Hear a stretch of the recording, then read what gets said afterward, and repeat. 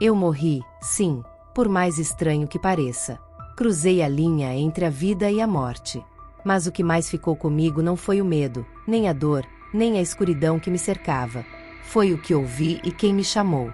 Meu nome é Carmen Velasquez, tenho 47 anos e sou mãe de 2 adolescentes incríveis, Mateu e Lúcia. Vivo em Medellín, uma cidade cheia de contrastes, onde a fé convive com a pressa e o silêncio da alma acaba abafado pelo barulho do dia a dia.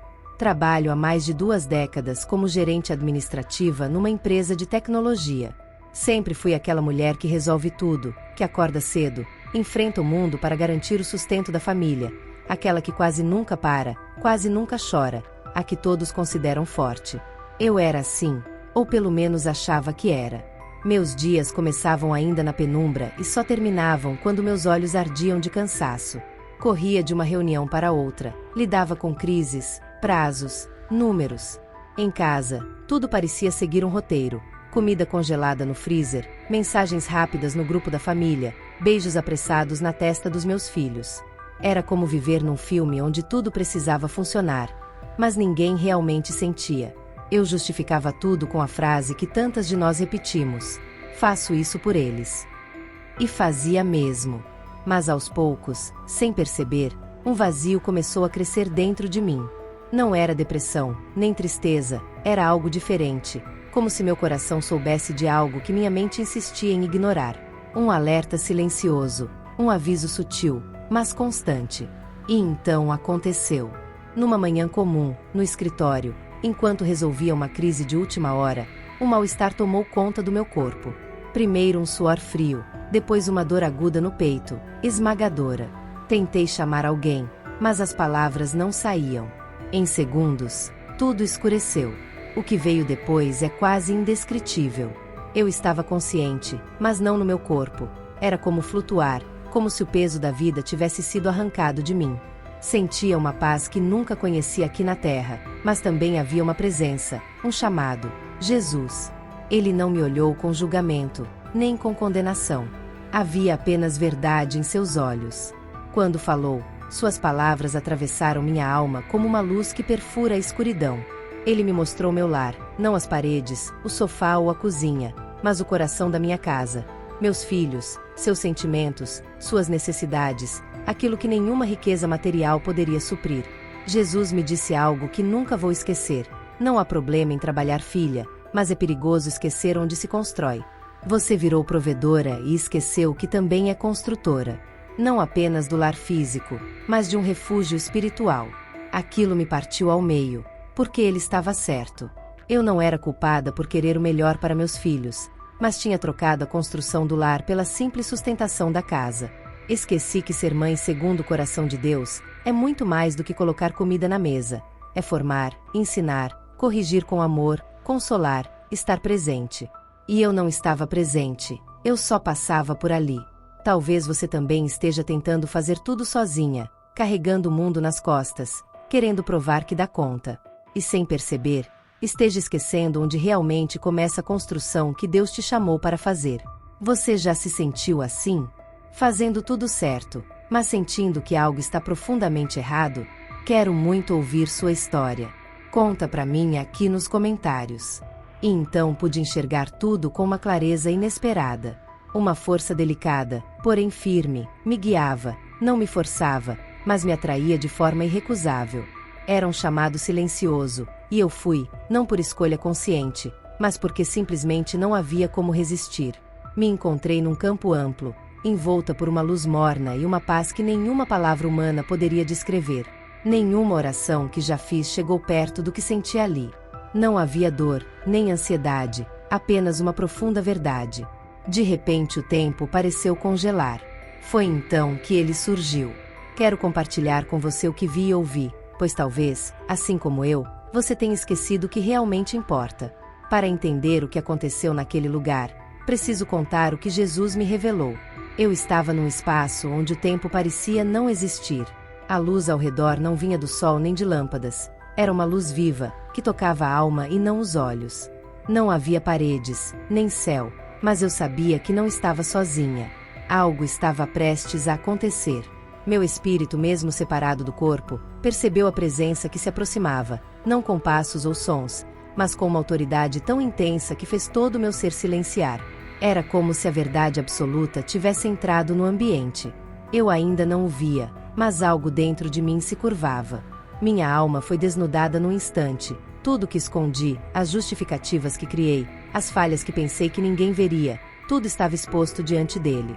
Então eu o enxerguei, uma figura que não dominava pelo físico, mas pela essência. Seu rosto refletia misericórdia, e seus olhos pareciam ver meu passado, presente e futuro ao mesmo tempo. Não havia julgamento ali, apenas uma tristeza suave de quem ama profundamente e sofre ao ver alguém se perder. Era Jesus. Eu sabia, não havia dúvida. Ele não precisou se apresentar. Quando ele olha para você, simplesmente sabe-se quem está ali. Diante dele perdi as palavras. Não consegui pedir perdão, nem perguntar nada. Naquele instante entendi tudo. Ele me observou por um tempo que pareceu durar para sempre, embora talvez tenha sido apenas segundos. Então falou: "Você tem construído com pressa, mas sem propósito. Tornou-se forte para o mundo, mas fraca para o que realmente importa." Suas palavras não foram acusações, mas revelações. Naquele momento compreendi que eu estava tentando ser tudo para todos, menos o que Deus me chamou para ser. Antes de tudo, uma construtora do lar, uma mulher segundo o coração dele. Jesus não me condenou por trabalhar. Esse nunca foi o problema. O erro estava em inverter prioridades. Eu me tornei uma estranha na minha própria casa enquanto buscava reconhecimento fora dela. Ele me mostrou minha filha sozinha no sofá, comendo em silêncio. Meu filho olhando pela janela, esperando um carinho que nunca chegava. Me mostrou minhas orações rápidas, apressadas, sem entrega. E os dias em que escolhi contratos ao invés de ouvir os corações daqueles que mais amo. Então ele me disse algo que queimou minha alma. A mulher sábia constrói sua casa, mas quando ela negligência, tudo mais perde sentido. Naquele momento tudo fez sentido. Não se tratava de ser menos, mas de ser inteira onde mais importa. Não era sobre abandonar minha carreira, mas sobre não abandonar minha missão mais sagrada. Antes que eu pudesse perguntar o que fazer, ele me olhou com uma ternura que quebrou tudo dentro de mim e me fez uma promessa. Se eu escolhesse voltar, ele restauraria o que estava quebrado, não com mágica, mas com graça, não com facilidades, mas com direção. A promessa de Jesus soou como um sussurro dentro da minha alma: "Se você me colocar no centro, eu edificarei contigo." Naquele instante entendi que não precisava desistir de tudo, apenas reorganizar minha vida sob o governo dele. A mensagem que recebi não veio em longos discursos, mas em verdades que eu nunca havia parado para ouvir. Jesus me revelou que minha ausência em casa não era apenas física, era espiritual. Meus filhos não precisavam só da minha presença, mas da minha liderança espiritual. Eles não precisavam apenas de uma mãe provedora, mas de uma mãe que ora, que ensina a palavra, que constrói um ambiente de paz onde o Espírito Santo é bem-vindo. "Você pode conquistar o mundo, filha", lhe disse, "mas se perder o coração dos seus filhos, o que terá de verdade?" Aquilo me atingiu como uma espada. Sempre pensei que estava vencendo, tantas contas pagas, metas cumpridas, elogios no trabalho. Mas por dentro, eu perdia momentos que não voltariam, conversas que poderiam curar, a chance de ser um exemplo de fé dentro do meu próprio lar. Então Jesus abriu diante de mim a palavra. Não um livro físico, mas as escrituras vivas, flutuando no ar. Uma delas brilhou forte. Provérbios 14, versículo 1. Eu li em silêncio, mas ouvi ressoar dentro de mim: "A mulher sábia edifica sua casa, mas a tola destrói com as próprias mãos." Chorei. Ali naquele lugar onde o que os olhos veem é o que o coração esconde, entendi que eu mesmo estava destruindo com minhas mãos aquilo que jurei proteger, não por maldade, mas por cegueira. Confundi sucesso com propósito. Jesus me mostrou que o verdadeiro propósito começa em casa.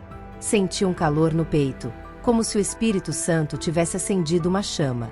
E com esse calor veio outra promessa: se eu ouvisse seu chamado, voltaria para reconstruir, e ele estaria comigo em cada tijolo. Foi como renovar votos. Deus me dava uma nova chance, não só de viver, mas de viver com sentido.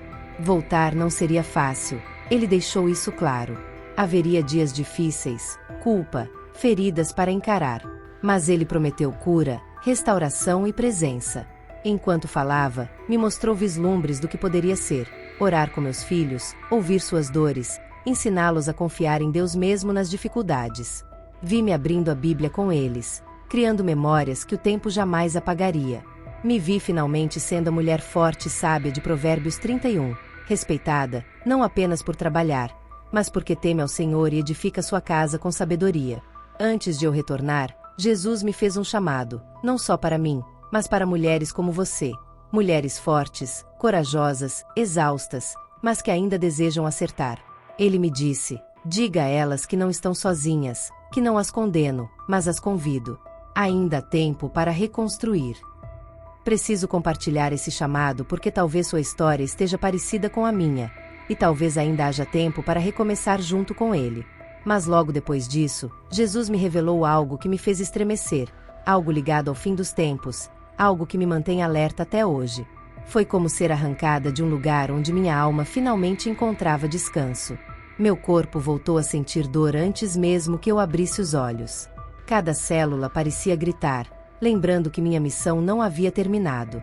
A luz fria do hospital me cegou por segundos e o som dos monitores eletrônicos trouxe-me de volta a um mundo que parecia pesado demais. Eu estava viva, mas nada em mim era igual. O ar parecia denso, como se o mundo terreno carregasse um peso que eu antes ignorava. Cada bip do monitor cardíaco me lembrava que eu havia cruzado uma linha que poucos cruzam, e voltado. O médico me olhou com surpresa, como quem presencia um milagre que a ciência não explica. Eu de fato havia morrido, meu coração parou, meu corpo falhou. Mas minha alma recebeu uma visita. Meus filhos entraram correndo no quarto. Lúcia segurava um terço que ganhará da avó, e Mateu tinha um olhar cheio de perguntas que ele ainda não sabia fazer. Eu queria abraçá-los, contar tudo, sobre a presença que me chamou pelo nome, sobre a luz que me curou por dentro, sobre o amor que queimou todas as minhas desculpas. Mas só consegui chorar, como uma criança que volta para casa depois de muito tempo longe. Nos dias que seguiram, meu corpo estava fraco. Andar, comer e até falar sem me emocionar era um desafio. Os médicos diziam que era normal, que precisava repousar, que talvez ficasse com pequenas sequelas neurológicas. Mas o que doía mesmo era o conflito interno. Como voltar à mesma vida depois de tocar a eternidade? Tudo parecia pequeno, as discussões no trabalho, as queixas banais, até mesmo as metas que antes me impulsionavam. Eu escutava as pessoas falando de problemas e queria gritar que havia algo muito maior. Mas me calei porque ainda não sabia como falar disso sem parecer louca. Quem acreditaria que eu estive diante de Jesus? Que ele me chamou pelo nome? Que ele fez promessas? Passei noites em claro lutando contra a culpa, o medo de ter imaginado tudo, contra o desejo de voltar para aquele lugar sem dor. Às vezes chorava escondida no banheiro, sentindo o peso de ter retornado a um mundo onde as pessoas vivem como se nunca fosse morrer, e isso me machucava, me revoltou. Tentei colocar em palavras o que vivi, mas elas pareciam pequenas demais. Compartilhei com uma amiga da igreja, mas ela sorriu como quem finge acreditar. Eu não buscava atenção, queria libertação, queria que alguém entendesse o que significava estar lá e depois aqui. Foi nesse caos que a voz de Jesus voltou, não em som, mas em direção. Numa madrugada, enquanto lutava para dormir, ouvi claramente: você não voltou para se esconder, voltou para ser voz. Essas palavras me quebraram, porque eu sabia que se me calasse, estaria negando tudo o que ele me mostrou. Mas falar doía, era me expor, abrir minha vulnerabilidade no mundo que não tem paciência para o invisível. Ainda assim decidi obedecer. E algo começou a mudar dentro de mim. O medo ainda estava lá, mas uma certeza nova havia surgido. Eu havia visto Jesus, recebido um chamado, e por mais que a vida aqui fosse difícil, agora eu sabia para onde apontar. O que aconteceu depois disso foi ainda mais impactante. Ele me revelou o verdadeiro inimigo da geração de mulheres como nós. E sinceramente, eu não estava preparada. Minha vida nunca mais foi a mesma, não nas mudanças visíveis, que as pessoas notam à primeira vista, mas naquilo que é invisível, intocável, só compreendido por quem vive. Depois de tudo que vivi, não podia mais fingir que não ouvi, não podia negar o chamado, nem continuar vivendo como antes. Comecei devagar, com medo. Sozinha no meu quarto, dobrei os joelhos, algo que não fazia há anos. Não para pedir coisas, mas para pedir perdão, direção, força. Eu não sabia como ser uma mulher diferente, só sabia que precisava. Minha rotina mudou, mas meu trabalho continuou. Saio cedo, enfrento o trânsito, resolvo problemas da empresa. Mas agora, antes de tudo, oro. Oro com meus filhos, oro pela minha casa, oro pelo meu coração. Aprendi algo precioso: não é a quantidade do que você faz, mas o quanto você entrega nas mãos de Deus.